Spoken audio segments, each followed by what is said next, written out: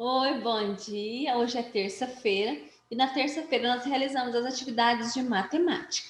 Essa terça-feira é um pouco diferente, né? Como toda semana, nós vamos realizar então duas atividades em uma semana. Então, nós vamos com semana um de matemática e também semana 2 de matemática. Vou passar para vocês agora as orientações das atividades da semana um. Vamos lá. Querida criança, como podemos medir o comprimento da massa? Só existe uma forma de medir? Nas atividades de hoje, vamos relembrar as unidades de medidas não padronizadas. Quais são as unidades de medidas não padronizadas? O palmo, o passo, o pé, a polegada e etc. E também as medidas que são padronizadas, né, que seguem um padrão, uma norma, que são o milímetro, o centímetro e o metro. Quando utilizamos corretamente os instrumentos de medidas de comprimento, padronizadas, eles apresentam precisão, por isso que se chamam padronizadas. Já os não padronizados podem apresentar erros de medidas mais facilmente. Você concorda com essa afirmação? Vamos aprender com as atividades para ver se é isso mesmo? Então vamos lá. Vocês acham que quando a gente segue aí a medida utilizando uma unidade de medida que não é padronizada, pode ter algum erro? Pode, né? Pode haver, então, se não é padronizada, pode haver diferença, né? Tanto no tamanho do palmo, quanto do passo, quanto no pé, quanto na polegada, porque não tem padrão. Cada pessoa tem a mão de um tamanho, o pé de um tamanho, o passo de uma distância, né? Então vamos lá. Para não haver diferença entre as medidas feitas por diferentes pessoas ao medirem o mesmo comprimento, foi criada a unidade de medida comprimento chamada metro. O símbolo do metro é o M, então o metro é uma unidade de medida padronizada e ele tem o símbolo M. Para medir pequenos comprimentos, geralmente usamos unidades de medidas menores, por exemplo, o centímetro. O símbolo do centímetro é o cm. A régua é um dos instrumentos usados para medir comprimentos. É um instrumento utilizado, né, muito utilizado pelos estudantes. Então vamos às atividades. Atividade número 1. Vamos lá. Observe a ilustração e complete as frases. Antônio e João estão fazendo as paredes de suas casas. O Antônio e o João estão fazendo as paredes de suas casas.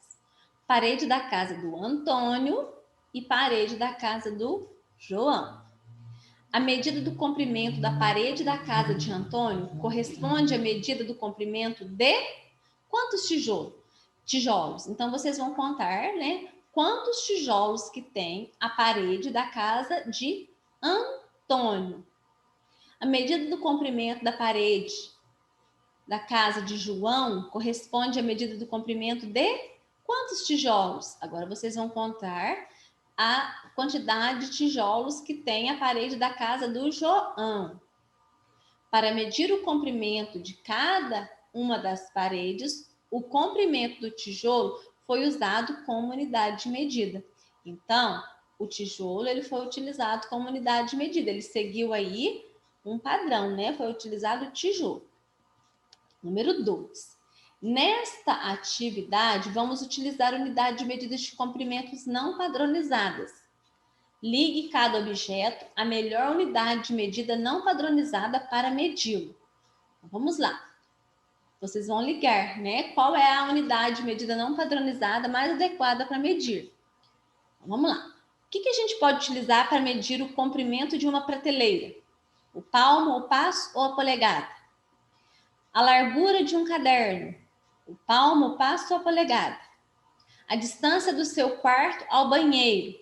O palmo, o passo ou a polegada? É só ligar. Número 3. Observe as ilustrações e marque com um X a frase verdadeira.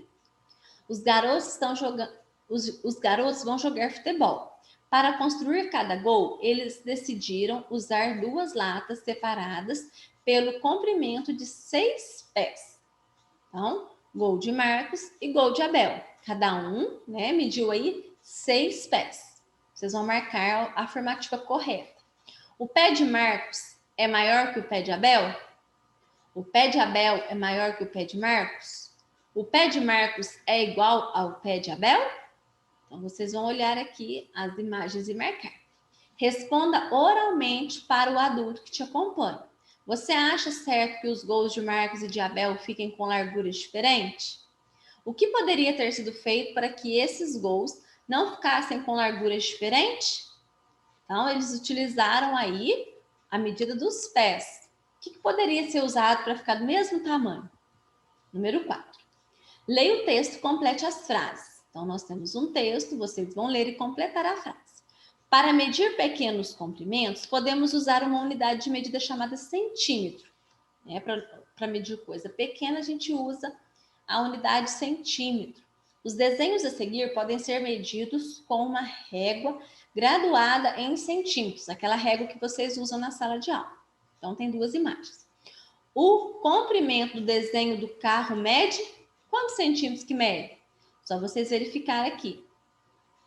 O desenho deste ônibus mede centímetros de comprimento. É só observar a imagem e marcar. Indicamos 1 centímetro por 1 cm. A abreviação de centímetro é cm. 1000 beijos e até a próxima aula. Certinho, pessoal? Nós falamos um pouco aí voltamos a falar sobre unidades de medidas padronizadas e não padronizadas. Espero que vocês tenham compreendido um pouco mais. Fiquem com Deus e até a próxima aula.